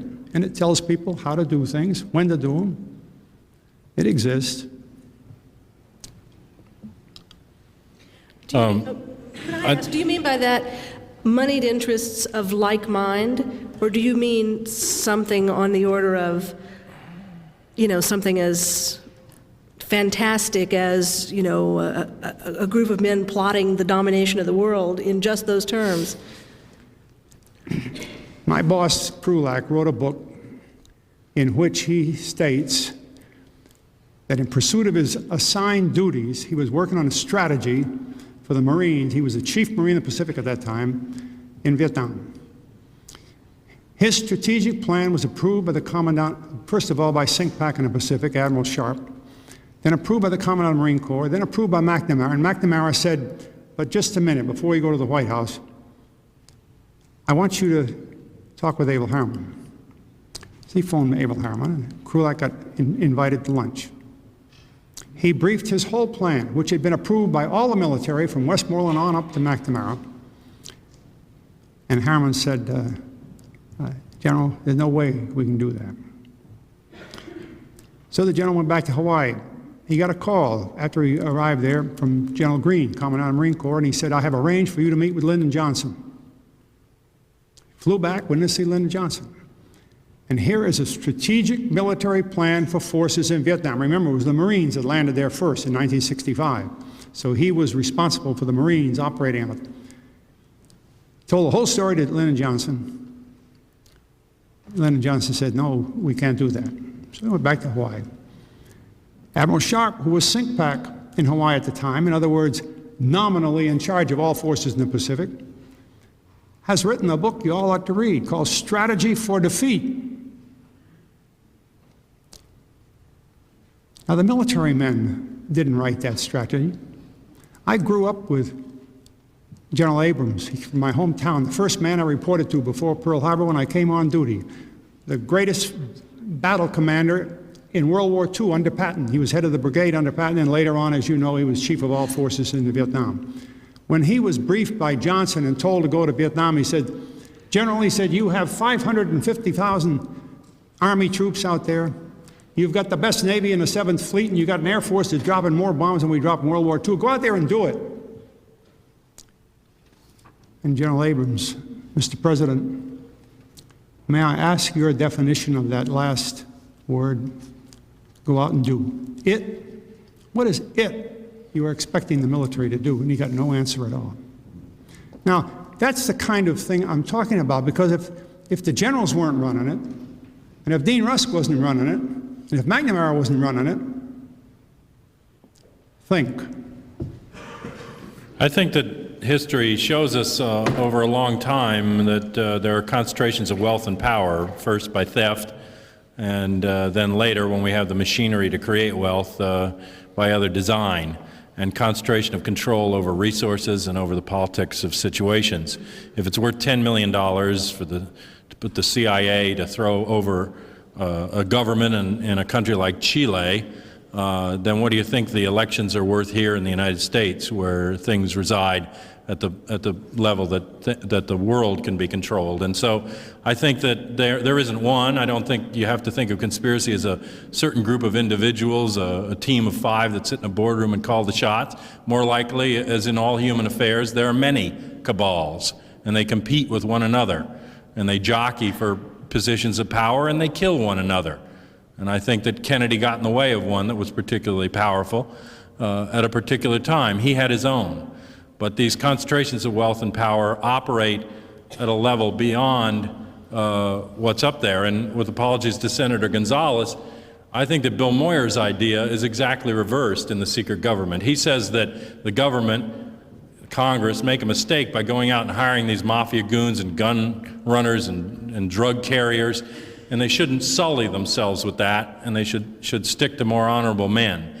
I think that those gun runners and opium dealers are the real government of the United States, and they're clandestine intelligence operatives, and that they in turn pay many people in 3-piece suits to stand up in front of us and tell us it's the other way around.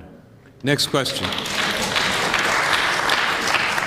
My name is Paul Ruther, and I'm here in my capacity as a tax-paying citizen and voter.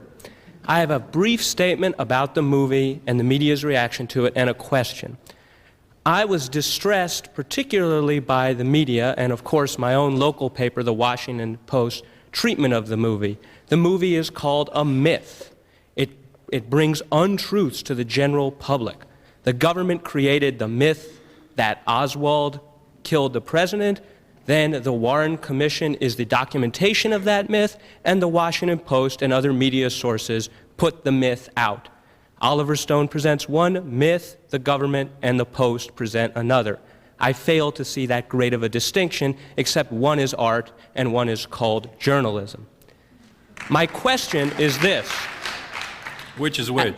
As a voter, that's a good question. As a voter, it seems to me the least I can do is vote for someone who wasn't director of the CIA in the next elections. However, I did hear Mark Lane on the Diane Rehm show say that George Bush was not only director of the CIA, but that as far back as 1963 and even beyond, he was a member of the CIA. I would like to ask any of the panelists to confirm what Mark Lane said based on what they know, and be specific, please. Anyone here have a confirmation that George Bush worked for the CIA before he was director of the CIA? I never heard that charged, and wasn't a Village Voice. Junk. It's based essentially on three pieces of evidence so far that I've seen, two of them being internal intelligence documents. One was an FBI memo that concerned a debriefing by an FBI agent of a Navy intelligence person and a George Herbert Walker Bush at the particular address where he lived in Texas. And this debriefing was the day after the Kennedy assassination and seemed to concern the anti-Castro Cuban community in Miami and what their reactions would be. There was another document that talked about a George Bush of the CIA and his relationship to turning in another person, I believe it was, a guy named Parrott, who was with Young Americans for Freedom and the Young Republicans at the time. But there's some intelligence documents. And then the third area is the relation between the Bay of Pigs operation, potentially, and Bush, in that the code name of the Bay of Pigs was Operation Zapata, which is the name of Bush's oil company, and two of the ships used in the raid were the Houston, where he lived, and the Barbara, who he married. And I think we have other indications. The key is try to get Felix Rodriguez to tell you when he met George Bush, and you'll get the answer. Next question. Yeah, my name is Bill Barata. I'm from Arlington, Virginia, and unlike E. Howard I have to ask you to get a little closer to the microphone, okay. please. I am from Arlington, Virginia, and unlike E. Howard Hunt and Frank Sturgis, I remember where I was on November 22nd, 1963. And I've got 1,000 questions I'd like to ask one of them. Can you just give us one? Okay. All right. Colonel Prouty, you say that you think that the security in Dallas that day was less than adequate or less than normal, I believe. Don't you think it's particularly inadequate in light of the fact that on November 9th of 1963, the Miami police recorded a conversation with a man named Joseph Miltier, I believe, wherein he described the fact that an assassination was in the works, or his word was actually in the working. I've heard the tape. And he also described that the president would be shot from an office building with a high-powered rifle, and that some nut would be picked up to throw people off. And one other thing. I can't remember it all. But there's just so much. I mean, if you need any further proof of a conspiracy, wouldn't that be it? And why wasn't the Warren Commission told about this? I mean, the President Kennedy's appeared on November 18th in Miami, 4 days before he was assassinated, and 11 days after this tape was made. And his motorcade was changed. He took a helicopter to speak to the anti-Castro Cuban community. But his motorcade in Dallas was not certainly changed, and certainly the security wasn't beefed up. Could somebody comment on that for us, please? Somebody want to comment on the conversation taped in Miami? And yeah, the acoustics are horrible. Have you got an idea what he was saying? Yes. the gentleman is referring to a conversation that was taped in Miami, I believe on November 9th, 1963, in which somebody said that the president was going to be assassinated. Joseph Miltier. He appeared before the House Committee. Sir, it's only going to be worse without the microphone, so I'll try to represent it as best I can. And the gentleman suggests that this is further evidence of a conspiracy or part of the conspiracy, and wonders whether anybody wants to comment on that point. I think there were several plans against Kennedy. In Miami, another one at the time of the Army-Navy game in October that was pulled back at the last minute when he had a cold. There were several points. Miltier, working with the far right wing, I think was privy to some of the details, but and there were different points. I think when you do this, you do it with several backup operations. I think that there's evidence that there were guns further down Stemmons Freeway if the Elm Street location had not been a go. But as Mr. X says in the movie, you leave nothing to chance. Next question. Hello, my name is Michael Weintraub, and I'm a freshman in the School of Public Affairs, and I feel that this Oliver Stone's movie provides a pretty valid argument for conspiracy, but the whole basis of that is whether or not it's a true movie or if it's just fiction. And I would like to ask Colonel Prouty if his part in the movie as X is true or not, or if it was fiction made up by Stone. Colonel Prouty, the question is, the gentleman says that he believes the movie is convincing, but he wants to know whether it's truth or fiction, and he wants to know whether the part portraying you as X is true or not, or Oliver Stone's fiction. I'll explain to you how that was created, because the words, the theme, the thoughts, the whole idea was in letters, not in a personal visit. I happen to have the letters with me. Jim Garrison had sent me the manuscript to his book, On the Trail of the Assassin. I read the manuscript and immediately wrote back to Jim, and that started, and I had known him before this, and this started an exchange of letters. Zach Sklar, the screenwriter, used the letters and the book in the development of the script. In addition, I had written a series of articles during the 80s about Vietnam, but elaborating very much on Kennedy and the Kennedy assassination and all that sort of thing. Oliver Stone heard about him and asked the editor of the magazine that they appeared in for copies of all the magazine. He was sent the copies. So Oliver Stone picked up material from magazine work that I wrote. The script is putting those together, and we wanted to bring the cameras to Washington because it wouldn't be right to make a film of John F. Kennedy without having Washington in it. So the scene between Costner and Sutherland is the screenwriters or directors putting together material that I can show you. There's been written, some of it, for years. And I don't think any changes that would affect its veracity, except the fact they were sitting down by the Vietnam Memorial instead of exchanging letters with each other. It's a true story, except for where they met. The Vietnam Memorial, of course, didn't exist at that time. Pardon? The Vietnam Memorial, of course, didn't exist at that time. Well, it certainly did. They were filming the picture in 1991. Right. And just curious, Mr. Prouty, does it disturb you at all that Jim Garrison was a shill for the local mafia in New Orleans? Does that disturb you at all, that he was accepting money from them and everything else? Does that bother you at all? That Garrison? That Garrison was accepting, that he was a shill for the New Orleans mafia, that he was accepting money from the Marcello organization. Does that disturb you at all? And that he is the hero of this film? And that none of this is pointed out at any point in this film? I can see that for some people here, it needs kind of a basic explanation.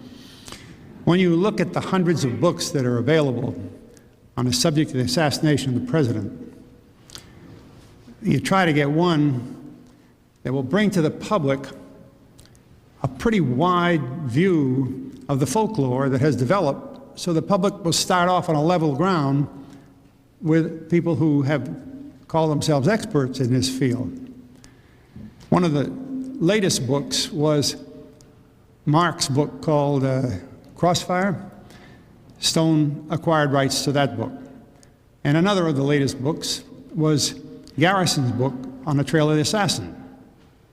Using those two books, he was able to present to the public this stuff we've been hearing all night here and a lot more about everything, you know, the autopsy reports and all the other things. I mean, notice, remember the movie begins with this woman being thrown out of the car and things like that? They're all in the books. The advantage of using Garrison's book was that his words and everything he did is in the court transcript. So there's not much questioning it unless you want to go back to the court transcript and match it with his book. So it was as good a base to start with to bring the public into the film without too much comment about what it was, because it was just the folklore. Could have been 50 other books. He did use many other books, but primarily those two. But Colonel Prouty, just to press Dan Moldea's question, Mr. Moldea says that Jim Garrison was accepting money from mafia figures in New Orleans, and that Jim Garrison's credibility is compromised on the basis of his associations with organized crime figures. And he is asking you whether that bothers you. Well, that's what he said. If you want to believe it, that's what he said. The evidence is clear. I mean, he was caught with the marked money that the IRS Criminal Intelligence Division put out. I mean, he was caught with the marked money.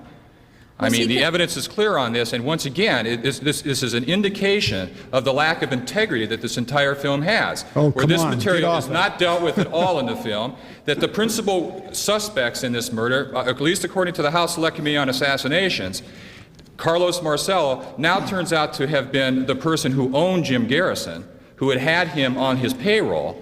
I think that should be of some significance to the people who are actually starting to believe this paranoid's paradise which Oliver Stone has put out. Next question.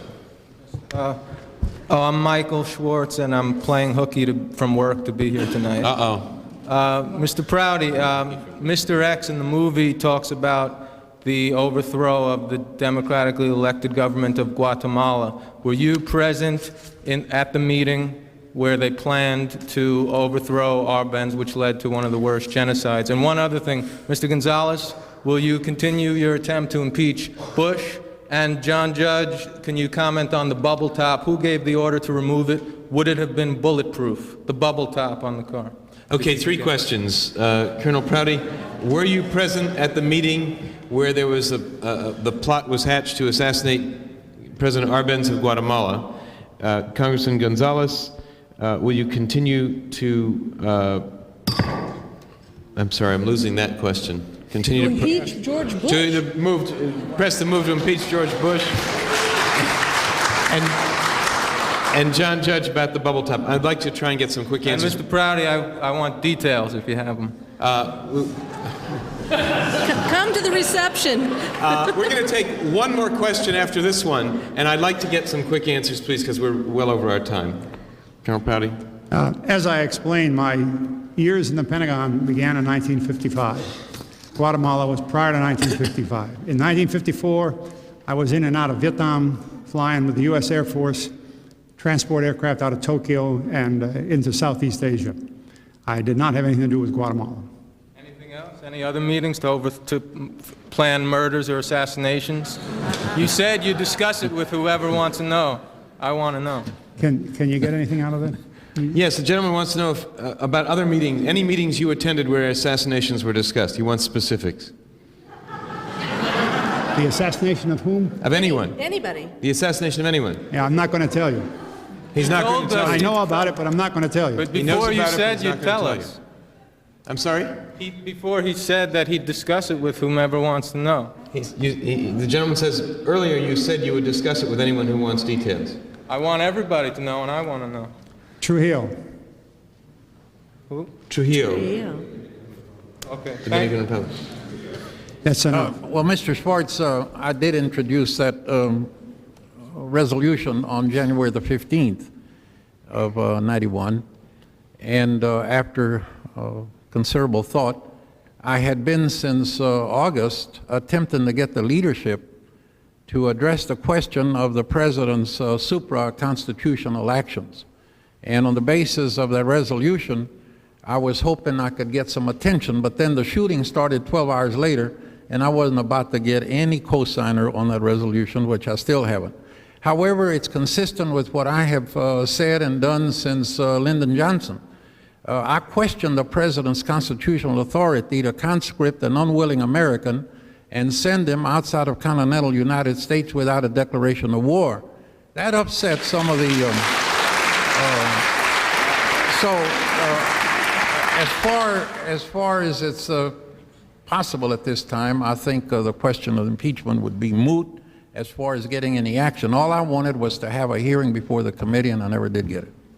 And Mr. Judge, the bubble top? The decision to remove the bubble top from the car, as well as to change the route of the motorcade, happened at a private oil club. We don't know which one, but we have reason to believe it was Connolly's club, one that he attended. There were present an FBI agent unnamed in the record, a Secret Service agent by the name of Harold Wong, and two people from the advanced public relations firm,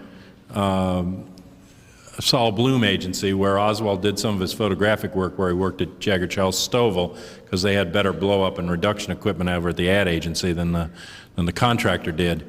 Their names were Jack Puterbaugh and Elizabeth Forsling. She later married Leon Harris, the guy that ran the department stores there in Dallas and big money. She was referred to in those years as a Dallas contact by the Washington intelligence community. She later co-founded Ms. Magazine with another CIA agent by the name of Gloria Steinem. It's not an attack on feminism on my part. I believe in radical feminism, but people have histories and should be looked at. And she was the one that specifically brought up leaving the bubble top off the car. There was a conversation between, that Prouty mentioned on the radio, between LBJ and Hoover, where Hoover said the bubble top wouldn't have made any difference. But I think anything that would have deflected a shot would have had a significance to a gunman. What about the popular story about JFK ordering the removal because he wanted to be a popular president in close touch with the people? Is that, do you know anything about that? Congressman Gonzalez, you were there. Do you have anything to add? Yes, I think we ought to understand something here, Mr. Judge. I happened to be there the morning after the breakfast at the hotel in Fort Worth. It had been raining. When we took our place to leave the hotel to go back to Carswell Air Force Base, where we were going to fly 10 minutes over to Love Field, the presidential car was right in front of us. To my surprise, the sun came out, and I noticed, and I commented to those that were with me, look at this. And I noticed the bubble top emerging up, you know, pulling back like a convertible car. So I don't know that it was removed. I think it was a type of car that had that capability. The reason you didn't have the bubble top was because the weather was no longer inclement by the time the parade in Dallas. However, there was one thing that was unusual. I've never been in any kind of a parade of that kind where the average speed was no less than 30 miles an hour down the main street in Dallas. It was very unusual. But I don't think we should consider that the bubble top was removed because there was some sinister. I think it was part of the fact that it wasn't raining any longer. Had it been raining, the bubble top would have been there. That is what is called a disarmingly simple explanation, Congressman Gonzalez. Those of us that worked in protection, that makes including the Elizabeth military, Forsling Harris a knew weather that woman. the Secret Service did not have a bubble top that was effectively stop bullets, nor did they have one single armored car. FBI had them, not Secret Service, in 1963. We knew that in the Pentagon. Next question. My name is Cynthia Johnson. I work with Women's Strike for Peace here in Washington, D.C. I wonder if anyone here can comment on the connection between the CNS, the Committee for National Security, the American Bar Association, the Institute of Peace, and the ABA, the American Bar Association. I've heard there are some connections. And as Pat Dowell so aptly said, we are concerned with our government now, and I really, this is a very sincere question. I hope you won't take it as naive. But right now, in the last months, I've been very concerned about, well, one of the cover stories, and since we're dealing with secrecy and democracy in government, our hope for democracy, right now in Washington, or in the last days in Washington, the OAS, with our executive branch, has been negotiating for the constitutional return of the President of Haiti. Now, most Haitian people believe that this is a sham because our government is not, that the U.S. ambassador in Haiti is the person who is running that country. Now, he is an alumnus of the Phoenix program in Vietnam, and I very sincerely want to ask people like Colonel Prouty and Congressman Gonzalez and Mr. Judge, how can it happen, if this is at all true, how does a U.S. ambassador, what kind of activities are going on that even a people in a sovereign country can believe that their country is being run by the U.S. ambassador, and that negotiations that our executive branch is supporting for democracy are just a sham? I'll try to allow some brief comments on it. I think the question is a little bit far from our subject. Well, it isn't, because we're talking about the 1963 and covert activities. Yes, I understand, but you're standing there and I'm sitting here, and we have to try and bring the program to a conclusion. I'm sorry. Does somebody have something to say about the negotiations relating to the return of President Aristide to Haiti, or Haiti being run by the American ambassador? And I'm sorry, I didn't catch the thing about the American Bar Association. Maybe at the reception afterwards, we could deal with some of those questions. I'm going to take one last question. I'm Sarah Cutler, and I'm an educator. And I can't hear you. I'm an educator.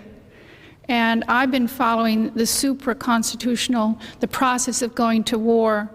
And when the president said he didn't have to go to Congress for this last war, I've been following the legal advice, and I've been reading the articles in the various newspapers and contacting those lawyers, which led me to the American Bar Association Committee for National Security, which is very small. And it was started by somebody on the Committee on the Present Danger, which was originally started by an admiral in 1950. Then I heard about the committee again in 1974, but I didn't hear anything about that committee in the 60s. I expressed, at the ABA meetings, I found out about the U.S. Institute of Peace because some of those people were there, which brought me to their meetings. And there is an interlocking board between those three groups. I'm sorry. And there is... I really don't want to cut you off, but this is well beyond the subject of our forum tonight, and I'll have to ask you to discuss this with the panelists at the reception afterwards, if you want to do it. I think that we have held on to a very loyal, committed, devoted audience, and I appreciate all of you for being here. I'm sorry we can't get to all the questions. There is a reception on the first floor of Mary Graydon Center. Before we go there, let me say a couple things with such a large audience in the hall. We will have additional forums in the American Forum series on Tuesday, February 11th, Monday, March 2nd, and Wednesday, April 1st in this room. If you would like to be on our mailing list, there are cards outside the doors so that you can get on the mailing list and be informed about the forums. I want to thank, once again, the people who have made these forums possible: the Xerox Foundation, the Washington Gas Light Company,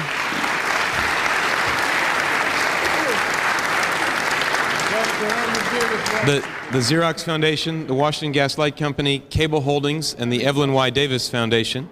And I want to thank Fletcher Prouty, Stephen Rosenfeld, Pat Dowell, Henry Gonzalez, John Judge, and Dan Moldea for being with us. Thank you.